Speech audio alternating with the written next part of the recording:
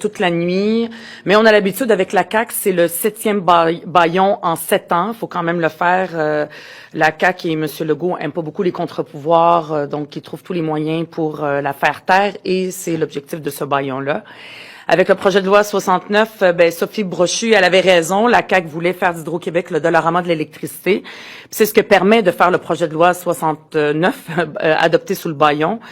Le projet de loi 69 dénationalise Hydro-Québec, il privatise la vente d'électricité, il politise les tarifs en affaiblissant encore une fois la Régie de l'énergie, le chien de garde d'Hydro-Québec. Puis encore une fois, ça va être les Québécois et Québécoises qui vont voir leurs factures augmenter dans les prochaines années.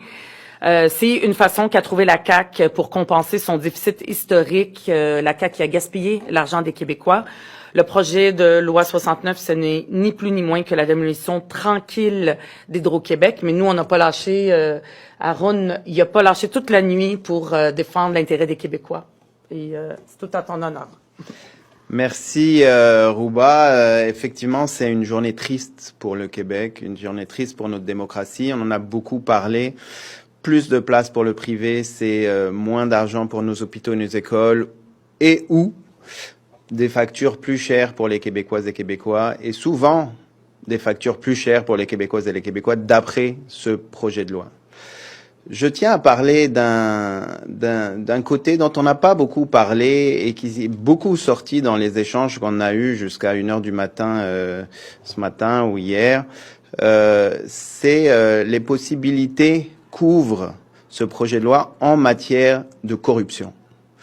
Parce que la Régie de l'énergie, les appels d'offres, ça permet aussi d'éviter les conflits d'intérêts, d'éviter les apparences de conflits d'intérêts, mais aussi éviter la corruption. Parce que quand on concentre trop de pouvoir dans les mains d'un gouvernement, évidemment, il peut y avoir des excès. C'est pas par hasard qu'on a créé les régies, c'est pas par hasard qu'on a créé les appels d'offres. Or, ce projet de loi ouvre la porte à un abus de pouvoir possible d'un futur ministre de l'énergie qui va décider lequel de ses amis va avoir accès aux blocs d'énergie, lequel de ses amis va pouvoir vendre des blocs d'énergie à Hydro-Québec, et ce, sans aucun appel d'offres, sans aucun critère public, sans aucune procédure d'appel.